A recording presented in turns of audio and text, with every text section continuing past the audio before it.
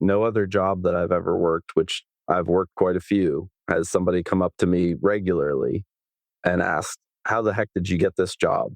Like, what do I have to do to get this job? That must be awesome. It is a great career to have. There's a lot of days where I kind of have to pinch myself and realize, like, oh, I'm out hiking a trail that somebody probably took off work to go hike, but I get to do it and get paid. And, it's my job to be out here. It's kind of a surreal experience a lot of times. We've got the job that a lot of people say, like, oh, if I could do it all over again, I think I'd like to do that instead.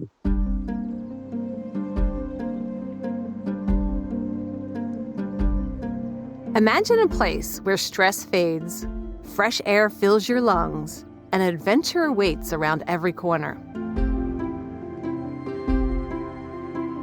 Welcome to Think Outside, the podcast that inspires you to explore, connect, and embrace the outdoors. Welcome to Think Outside with the Pennsylvania Parks and Forest Foundation. I'm your host, Marci Mowery. Today, we're going behind the scenes with two Department of Conservation and Natural Resources rangers, Ranger Sam Pongratz with Rothrock State Forest and Ranger Dani of Codorus State Park. Across Pennsylvania's park and forest system, 240 DCNR rangers serve as stewards, educators, and law enforcement officers, helping protect millions of visitors and vast acres of public land each year. In this episode, we'll explore what it takes to wear the badge, how rangers balance education with law enforcement, build public trust, and safeguard our natural resources. Sam and Dani, thank you for joining me today. Thanks for having me. Let's start with just a few quick questions so we get to know you a little bit better and get to know what is the job of a ranger. So could you each start by telling us a bit about your path to becoming a DCNR ranger? Dani, we'll start with you. I went to college for environmental biology, Millersville, and then I came out just kind of looking. I knew I didn't want an office job. I knew I wanted to be outside doing something with nature, and Codorus State Park was only 20 minutes from my house. So I came out here just looking to see what they had available, and I was told about the ranger job. So I looked into it a little bit, and I've been here ever since. So that was 23 plus years ago. Oh, goodness. So, yeah, it is your career. It is. Nice. Sam, how about you? Kind of similar. I went to Liberty University, got a bachelor's degree in environmental science. I found that I really liked the outdoor part of the work, not so much the labs and the indoor stuff. I kind of decided after 4 years that was enough school for me. Came back up to Pennsylvania and just applied up and down the civil service website. A couple of our different environmental agencies, Fish and Boat, DEP, and DCNR, and Ranger was the first interview that I got a call back on, and the job sounded interesting and cool, so I went for it, and that was back in 2014. Okay. Again, so you found your passion. Yep. Interesting. My career for the conservation was inspired by a show that was on when I was a kid called the Sierra something or other, and it was rangers, and I really wanted to be a ranger when I got out of college, but went the route of nonprofit. So I appreciate what you both do. What do you love most about the work that you do? Honestly, I like the opportunity that we have to kind of assist people as they're interacting with our resource here. DCNR lands are public lands. They belong to all of the Pennsylvania citizens. So people are out. It's nice to be able to interact with them, make their time meaningful and safe, and be able to provide that experience for them. I always find it very gratifying being able to point somebody in the direction they're looking for or help them find something. So yeah, probably the best, reliably best part of the job. Obviously, protecting the resource is pretty high on my list of priorities as well. So whenever we get to do something that really makes a difference in the local impact on the state forest here, it always feels very, very satisfying to do. Yeah. And sometimes assisting a visitor can protect the resource because you help them to find the correct trailhead or guide them in the right direction so they don't make a mistake. Yeah. How about you, Dani? What do you like best about what you're doing? I mean, one day you're out on boat roll for 4 hours, the next day, you're really down here. We're standing at a pool or walking picnic woods for 4 hours, just telling people what they can and can't do. But it's always different. Yeah, the regular, if you want to call it that, law enforcement, they're much more call to call to call for us. It's a lot more for variety. We can kind of pick and choose as far as, am I going to do traffic today, or am I going to go out and am I just going to talk to whoever I run into, walking the campground, walking the trails, just seeing what happens from one day to the next. It's always an adventure on there. Yeah. And I imagine that varies. I mean, 2 weekends ago or last weekend, I guess it was the July 4th weekend. And I imagine it was pretty busy at Codorus. Yeah, there was 4 days of fun. As a ranger, you wear a lot of different hats. You talked a little bit at me, you were mentioning your favorite things, but could you talk a little bit about what your day-to-day responsibilities are? As a chief ranger, I'm a lot more administrative now than I used to be. So I approve the reports, look at the citations, help the newer ranger kind of guide their learning path and make sure that they know what they need to do. But when I'm not doing that, it's campgrounds patrol, it's foot patrol at our pool area, it's walking the shorelines, keeping people. We don't have a swimming lake, but we're allowed to wade. So we kind of keep people close to shore, just telling everybody the rules and regulations from day to day. No alcohol, pick up your trash, those kind of things. Well, thank you. Sand forest is a little bit different. So can you talk to us about what you do there in the forest? Yeah, so I did about 10 years in parks, and just recently, a couple years ago, transferred to forestry. And the biggest difference I notice is in parks, you want to be where the people are and talk to those people, and you kind of helps you build your snapshot of what your day use area is doing. In the forest, you're kind of doing that over the course of the year. So every interaction I learned from my partner that I work with here ends with me handing somebody my card and letting them know, like, hey, you're a regular forest visitor. If you see anything or have any questions, give me a call. So a lot of my day starts with checking messages. I get a lot of calls from visitors and camp owners about what they can and can't do, or they saw this or heard that. And then it's out to patrol, because if we don't get out to where the people are, we're not going to see what's going on. Now, my district has 97,000 acres, and there's 2 rangers that patrol it. So it'll take me all week to see the whole thing. So we rely on that network of those regulars, the locals, to kind of clue us in, be our eyes and ears.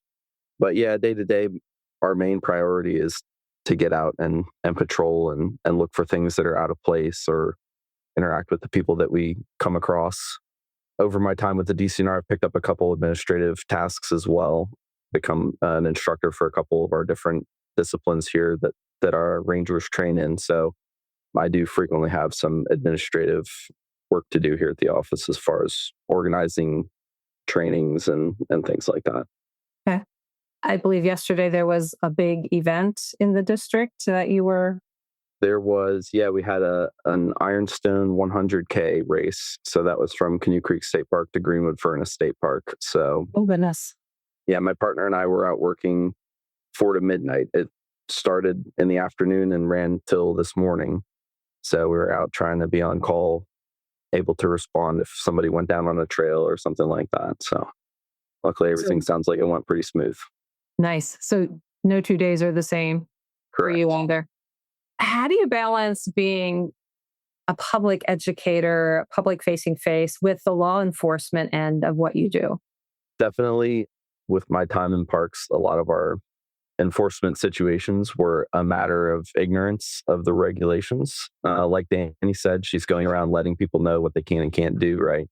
We have our regulations posted, but you need a magnifying glass to read them. It's 4 pages of stuff posted up on a sign that nobody wants to look at. So yeah, a lot of our interactions start with education. Even if they become enforcement interactions, we're educating on our regulations and things like that. And that's just up to officer discretion to kind of find where that line is, if this is simply an educational issue or if it needs to have the hand of, law enforcement involved in it. So, Dani, how about you? Exactly what Sam said. Like there's so many rules and regulations that people who aren't familiar with, and they're really going between the law enforcement and the education. It's fairly easy because we just assume that people don't know the rules and regulations, and they come from different states and different areas where they're used to doing it one way, and we have to explain to them that it's completely different here, or just not what they're used to.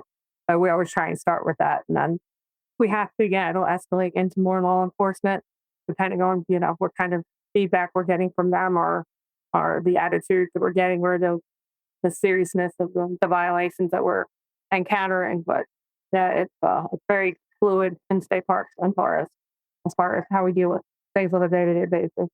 I just that's a keep a consistent line. Like, you pick your line for where you have to change over to enforcement, and as long as you do that, then you won't have any problem. That makes sense. And you make a good point that there are people coming from other states, because some states allow alcohol in parks. In Pennsylvania, we don't allow alcohol in parks. And even sometimes there's a little bit of a difference between what's allowed in a forest versus what is allowed in the park. So it behooves a visitor to familiarize themselves a little bit with the major rules so that they can avoid a conversation. Can you talk a little bit about an interesting interaction that you may have had? When we were building the agenda for, like, what kind of podcast do we want to do, a lot of people said, ask the rangers for their stories, because they have some really interesting stories. So, not to put you on a spot, but if you have one that you each like to share, because sometimes people do things that make you scratch your head. I mean, down here, there's always an adventure. We have people that have just missed hitting guardrails head on, and have gone 200 to 500 feet down into the wood where you can't even see the car. You just see a guy standing on the side of the road, and like, what happened? He's like, oh, I wrecked my car. It's down there. We've had cars that have gone off the highway and ended up in the lake, completely submerged, or you see the headlights sticking out. We've had people that are so drunk they didn't even know where they were at anymore, what states they were in. So, I mean, you have to send a story, but then you have your heartwarming stories too, where the kid is just coming out and they think they're looking at a bear and it's a groundhog, and you just kind of give them the first story, then they like kind of wrap their leg around you, or their arms around your legs to give you a big hug. Or just kind of those moments are always nice there. Yes. How about you, Sam? Yeah, definitely. I think some of my favorites are kind of some of those more small moments where, when I worked at Greenwood Furnace State Park, there's a little troop of, I like to call them just like feral outdoor kids, like 4 boys under the age of 10, all running around in their bathing suits. They were up on the trail, and the one kid comes back and says, I found a snake. And I was like, cool, man. Did you know what kind of snake it was? Because we always get a lot of false reports about venomous snakes. People are very cautious, so they tell their kids everything's venomous. But this kid knew his snakes. He's like, oh no, it was a black rat snake. He's like, it was only like, 4 feet long, and I got to pick it up. I was like, oh wow, you got to be careful. They like to bite. And he's like, oh, it bit me on the head. I was like, oh wow, are you okay? And he's like, yeah, no, it was awesome. Just wow. So those are always fun and stick with me. But yeah, occasionally we get, especially in the forest, I get a lot more transient folks, displaced individuals who are looking for somewhere they can stay where no one will bother them.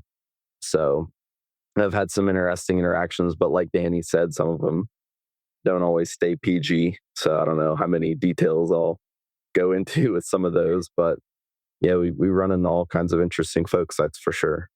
Again, I appreciate what you both do, and I appreciate the role of the ranger in the Department of Conservation and Natural Resources, because it is a balance between being a public figure, educating, and the law enforcement that you have to do.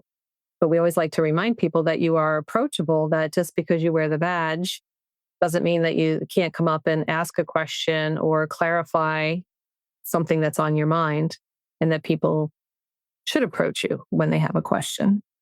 Right. I will say, since we are on a podcast where hopefully maybe a bunch of people are listening, it has always been a pet peeve of mine walking around, especially in parks where it's a busy beach, when some parent is scolding their kid, they're frustrated, and they say, there's the ranger, they're going to arrest you. If you keep being bad, I'm going to have them come over and arrest you. And I always want to walk over to the kid and be like, I'm not here to get you in trouble. You can always come see the ranger if you need anything, because that just makes the kids see us rangers as a scary, authoritarian figure, where we're really there to help them. We want them to be to not hesitate even for a second to come talk to us if they think they need to. So I try to deprogram people from saying that to their kids and make sure they see the ranger as their friend, not as somebody to be scared of. So That's a very good point, especially for a child. If they need you, they need to feel comfortable approaching to ask for assistance. So thank you for sharing that. Can you walk us through a little bit about what law enforcement authority a ranger has? You go through a police training, correct? And Sam, you'll have to correct me because when I went through the Act 120 program, which is the same as the HIPAA they go through now. I think you still went through that, Sam. yeah, I was the last class, I think mine was. So Now they go through the Park Ranger Law Enforcement Academy with the National Park Service, and that's down at Temple Ambler. But yeah, we all have law enforcement training. We all have the crimes code, vehicle codes. We do game law, fifth law. We can do dog law. We can pretty much enforce anything in Pennsylvania, state parks and forests. Okay. I believe, Sam, you mentioned about the role of a ranger in conservation and the broader conservation agenda for the department. So can you each talk a little bit about how your role plays into conservation of our public lands and our public resources? So definitely as a state forest ranger, moving from parks, it feels like I'm a little more big picture conservation, where we're helping manage if there's timber theft going on, people cutting fuel wood illegally, things like that. The forest districts are all managing the timber resource of the state in a sustainable, renewable way. So part of that is educating the public when they see a timber sale happening. It just looks like a bunch of cut trees, and everybody's grown up thinking that's always bad. So part of it's educating people, understanding that this is a renewable practice, things of that nature. But even within the state forest, we have locals who think they're going to come in and then just cut whatever fuel wood they want without any permitting, without any oversight or regulation. So we, as rangers, are enforcing that. We're doing, investigations, taking reports on those types of activities. Rothrock State Forest has a decent amount of some protected plant species, which are protected by the U.S. Department of Fish and Wildlife, as well as our own DCNR regulations. So we monitor some of those local populations that are more commercially sought after. So we monitor those and make sure that they're not getting poached. So we have some of our own operations in place to protect those resources directly. Yeah, and then also, of course, just assisting with Fish and Boat and Game Commission as long as along their regulations for managing our wildlife resources. So I know that in some forest dumping or people dumping large amounts of trash is an issue. Is that one that you deal with in definitely? We have a couple places where they're kind of dumping hot spots in the spring when people are getting their yards in shape. We might even place a camera or do something to monitor a certain area, because not only could they be dumping garbage and things that are biodegradable or whatnot, but they could also be dumping invasive species, which will take root and spread. So we're pretty hard on dumping cases. We don't do a lot of warnings for that. So we deal with a lot of dumping for sure. And a lot of it, again, is individuals throwing their lawn clippings and things, but occasionally we'll come across like a landscaping business or somebody just bags of garbage. So we like to go after those, obviously, as well. Right. Dispose of your trash properly through whatever your municipal guidelines are. How about you, Dani? We're much more of an urban jungle, so we don't we don't do the timber sales and the things that the forests do, but we do have a lot of, so we still have the dumping we get couches and furniture and the things that people can't get rid of at their yard sales. They want to throw in our parking lot. We do use some fair tammers to find catch rich people through, but we don't get the same volume, and it's a little harder to catch unless we can get that license plate tag or some sort of identifying piece of mail. But yeah, we don't do a lot of warnings for that either. Other than that, for us, as far as the conservation, we get a lot of phone calls, and there's a snapping turtle in my backyard. What do I do with this? There's baby bird stuff. It's greed. Can I bring it to you? What do I do? And so it's a lot of education for those kind of things. Or leave them go, let them do their thing. They'll be gone in a couple days. We also have some osprey and eels nests around us. So it's a lot of education for those as far as, yes, they're allowed on the pole. Yes, they'll be fine. People worry that they're going to fry their electric line. Sometimes we do have to do a relocation with a game commitment, but that's a lot more to education of what they can do. And then removing invasive species and trying to, as far as the plants, and telling people what's a plant that's more natural, more for native to Pennsylvania, and where to dispose of the things that they are taking out properly with this, again, not in our parking lot. Excellent. I know that's not the right season, but was the eagle cam up this year at Codorus?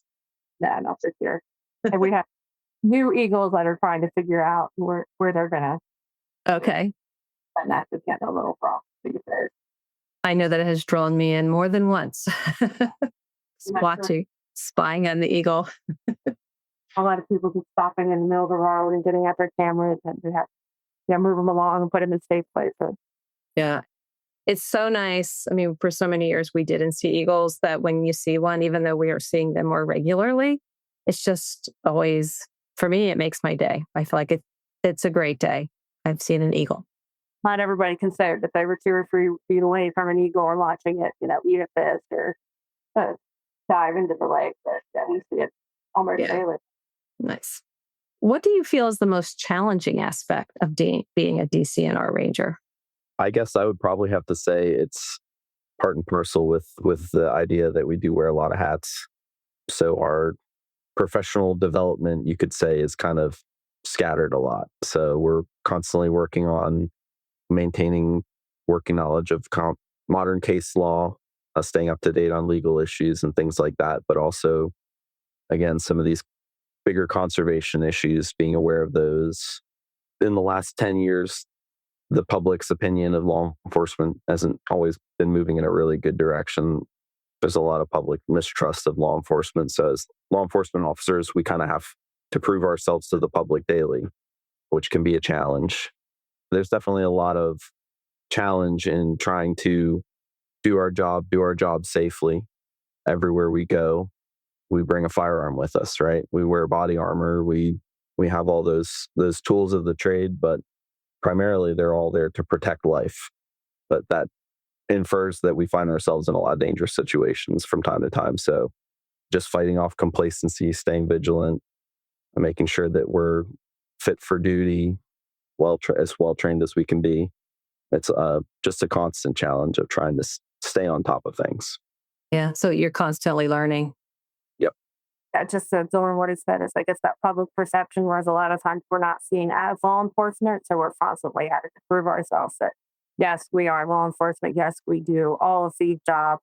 We will give you a map and tell you where the best fishing spot is, but we also will arrest you for the DUI. We can pull you over for a traffic violation. So it's sometimes that we're not law enforcement is a good thing because they see us as more approachable, and then other times it's like we have to fight to prove that, yes, you're doing the job that we're supposed to do. So we kind of have to, do that duality of being law enforcement, but also being a ranger. Being both, yeah.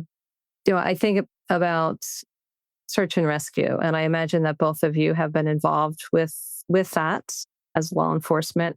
So what would you like our listeners to know about not being in the situation of needing to be found either in a park or a forest? I'll speak first just because we don't have as much, because we are surrounded by roads and towns. It's not impossible to get lost down here, but it's harder to do. So I would say have a cell phone, make sure you take enough food and water and clothing for the amount of time that you'll be out. Let somebody else know where you're going to be. Put a note on your car if you're going to be out for an extended period of time, and just know where you're going and let somebody else know when you're planning on being back. Good advice. Sam, do you want to add anything? Yeah, definitely would double down on as far as preventative measures, right? Let somebody know where you're going, when they can expect to see you back. In Huntington County, we have the Mid-State Trail and the Standing Stone Trail, which you can do quite a bit of overnight hiking out there. So we will get people that call the office saying, hey, I'm going to park in this area, I'll be out on the trail for 3 days and I should be back for my vehicle on this day. And that way we kind of have a running record. We can go check on those vehicles, make sure nothing seems like it would have gone wrong. But again, yeah, I mean, the number of times working in parks that I've had to talk to people on the phone and kind of guide them back to the park on the trail because they didn't even take a map with them. They want to go hiking, they didn't even take a map, just kind of astounds me. So just kind of common sense things as far as planning ahead, knowing where you're going, bring a backup, let people know. But yeah, I mean, I'm definitely been out on a handful of searches, but we have some people who've kind of made their careers on doing search and rescue who could probably give a lot better and more thorough information on that. There's all kinds of primarily preventative stuff you want to do. Right. And I think it's important for the listener to know that while at Codorus you have cell signal, there are going to be parts of the Rothrock where you don't have any cell signal. So knowing how to read that map, not just taking it, but knowing how to read it is an important skill as well. If somebody is thinking about, I'm considering a ranger as a career, what advice would you give them? Make sure that that's something you really want to do. It's a lot of time away from family. It's weekends, it's holiday, it's seasonal. It really has to be something that you want to do for the love of the job. You're here because you want to be here. You want to either, help save the planet or save the people or save, the wildlife. That's why most of us are out here. Make a difference. Mission driven. Yeah. Sam, how about you? Do you have advice? Definitely keep in mind, it's hard hours, like Dani said, a lot of weekends, holidays, late shifts. But ultimately, it's like she said, it's you do it because it's something you're passionate about. I don't know how many times I've met somebody or heard of somebody who wanted to become a ranger, and then when they found out they had to wear a gun and a badge, they were lost interest. So definitely be aware that you're getting into law enforcement career. You want to get in good physical shape. There's going to be physical fitness requirements to get in and through academy, and we do a lot of physical training. Gosh, just a couple days ago, I helped with a Stokes basket rescue across the top of a ridge in the 95-degree heat. If I wasn't trying to stay on top of my fitness, I could have been victim number 2 pretty easily. So it can be a physically demanding job in between large portions of time where you kind of can get comfy and complacent, and then all of a sudden you've got to really put it out there. So yeah, it's a great job, very satisfying and rewarding, but it takes a lot to put into doing it and doing it well. Well, I appreciate that you both are willing to do it and put the time in. I know that every year that the state is hiring for DCNR rangers and training people to become rangers. So there are opportunities available, and we'll put it in the show notes where people can go to get additional information. As we're wrapping up, is there anything else that you'd like to share about the role of a DCNR ranger? So that, it is a very rewarding career. It is kind of the best parts of law enforcement, and then but you get to go outside and play in a park all day or play in a forest district. So you could beat that, but it is something you have to want to do. And when you just stick with us, then we'll work to the best way. Outline the negative. You want to bother them. Yeah, no other job that I've ever worked, which I've worked quite a few, has somebody come up to me regularly and asked, how the heck did you get this job? Like, what do I have to do to get this job? That must be awesome. Like, nobody's ever said that to me to any other job. And I hear it regularly doing this job. It is a great career to have.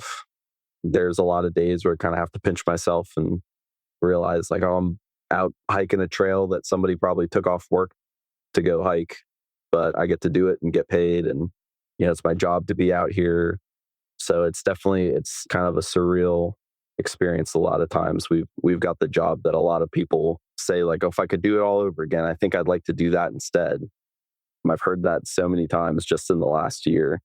So it's just something to be really grateful to have and try not to take for granted. When we release this episode, it's going to be on World Ranger Day, which is an international celebration of people like yourselves that have dedicated their lives to working in the outdoors as a ranger. But at the Pennsylvania Parks and Forest Foundation, we like to encourage people to be thankful for you every day, not just on World Ranger Day, because you're there every day for them. You're there every day for the resource. So again, I want to express my gratitude for the work that you both do and the work that your colleagues do as well. So, and again, if people are interested in becoming a DCNR Ranger, we'll put something in the show notes, and we'll also link you to Rothrock State Forest and Codorus State Park, where we haven't done podcasts yet, but since they were both mentioned and they're both great places to explore, we want to make sure that you know about these amazing resources. So thank you, Sam. Thank you, Dani. I really appreciate you spending time with me today. Hope to see you out there in your park and forest respectfully. Lily, thanks very much. Thank you for listening to Think Outside, where every episode invites you to discover new places, build confidence, and find inspiration in nature. Love the show? Subscribe for more inspiration, share with a fellow explorer, and let's keep thinking outside together. For more resources and inspiration, visit thinkoutside.podcast.org.